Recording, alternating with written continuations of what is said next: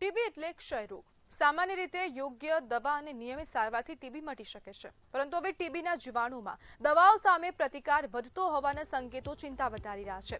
સરળ ભાષામાં સમજીએ તો કેટલીક વખત ટીબીના બેક્ટેરિયામાં એવું મ્યુટેશન એટલે કે આનુવંશિક ફેરફાર થાય છે, જેના કારણે ચોક્કસ દવા બેક્ટેરિયા પર અસર કરતી નથી. પરિણામે દર્દીને સામાન્ય સારવારથી ફાયદો ન થાય અને રોગ વધુ ગંભીર બની શકે. સૌથી મોટી ચિંતા એ છે કે હાલના કેટલાક સ્ટાન્ડર્ડ ટેસ્ટ દરેક પ્રકારના મ્યુટેશનને પકડી શકતા નથી. એટલે દવા સામે પ્રતિકાર હોવા છતાં જો તે ઓળખાય નહીં તો દર્દીને એવી દવા મળતી રહી શકે છે કે જે અસરકારક નથી. તો હવે અહીં સવાલ થાય કે દર્દીએ શું કરવું? ડોક્ટરની સલાહ વિના ટીબીની દવા બંધ ન કરવી. દવા નિયમિત અને સંપૂર્ણ કોર્સ પ્રમાણે લેવી અત્યંત જરૂરી છે.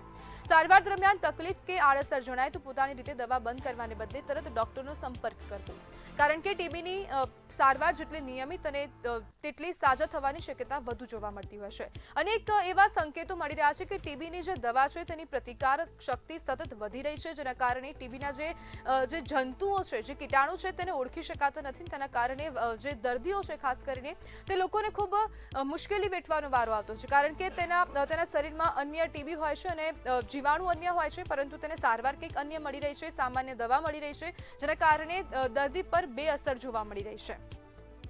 ડ્રગ રેઝિસ્ટન્સથી ટીબી વધુ ગંભીર બની શકે છે. નવા પ્રકારના કંઈક વેરિયન્ટ આવી રહ્યા છે, જેના કારણે હવે ક્યાંક ને ક્યાંક ડોક્ટરો પણ મુશ્કેલીમાં મુકાઈ રહ્યા છે, વિચારી રહ્યા છે કે આવા પ્રકારનું વેરિયન્ટ કેમ આવી રહ્યું છે. જ્યારે અધૂરી સારવારથી દવા પ્રતિકારનો ખતરો પણ વધી રહ્યો છે. જ્યારે આજ મુદ્દે આપણી સાથે ચર્ચા કરવા માટે ડોક્ટર જોડાયા છે વૈશલ શેઠ. વૈશલભાઈ, સામાન્ય ટીબી અને જે ડ્રગ રેઝિસ્ટન્ટ ટીબીમાં શું મુખ્ય તફાવત છે? સૌથી પહેલા તમારા દર્શકોને એ જણાવો. નમસ્તે દર્શકો.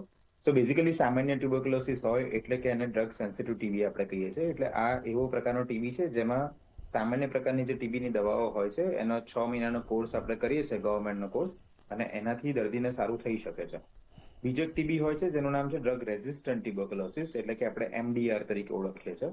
અને આ એ પ્રકારના ટીબી છે જેમાં જંતુઓ જે ટીબીના હોય છે એમાં પર્ટિક્યુલર જે ટીબીની મેઇન મેડિસિન છે, જે રિફામ્પિસિન મેડિસિન હોય છે, એ મેડિસિન વર્ક નથી કરતી. એ મેડિસિનનું જે જીન હોય એ મ્યુટેટ થયેલું હોય છે, અને જેને કારણે દર્દીઓને સાદો જે આપણે ટીબીનો કોર્સ આપે છે એમાં સારું નથી થતું. એટલે દર્દીને આપણે અલગ પ્રકારનો ટીબીનો કોર્સ ચાલુ કરવો પડે છે, જેને MDR ટ્યુબરક્યુલોસિસ કહે છે. આનાથી આગળ એક હોય છે જેને XDR ટીબી કહે છે, એટલે કે રિફામ્પિસિન સિવાય બીજી અમુક દવાઓ પણ રેઝિસ્ટન્ટ હોય તો એનો આપણે કોર્સ ચાલુ કરવો પડે છે. વૈશલભાઈ, અહીંયા કંઈક એવા પણ સવાલ થઈ રહ્યા છે કે આપણી દવા નબળી પડી રહી છે કે પછી જે ટીબીના જે જીવાણુ છે તેમાં ક્યાંક ને ક્યાંક પ્રતિકાર ક્ષમતા વધી રહી છે? તો અહીં વાત એ થઈ રહી છે કે દવા નબળી નથી પડી રહી. આપણે દવાનું ડાયગ્નોસિસ કરવું જરૂરી છે. ઘણી વખતે આપણે દર્દીઓને ટીબી જ્યારે ચાલુ કરવી હોય, ટીબીનો કોર્સ, તો ઘણા વખતમાં આપણે ખાલી પેશન્ટના સિમ્ટમ્સ જોઈએ કે ભાઈ આ દર્દીને લાંબા સમયથી ખાંસી છે, એનું વજન ઘટ્યું છે, આ ટીબી જ છે, દવા ચાલુ કરી દઈએ છે. એટલે ઘણા દર્દીઓને ટીબી ના હોય તો બી ટીબીનો કોર્સ આપે છે. દર્દીઓ ટીબીનો કોર્સ અધૂરો છોડી દે છે. એટલે જેને કારણે જ્યારે ટીબી તમારો હોય અને તમે ટીબીનો કોર્સ અધૂરો છોડો તો તમારા જંતુઓ જે સંપૂર્ણપણે મર્યા ના હોય ફરતી જીવતા થાય અને એક તાકાત સાથે જીવતા થાય, અને એને કારણે રેઝિસ્ટન્સ હોવાની શક્યતા વધતી જતી હોય છે.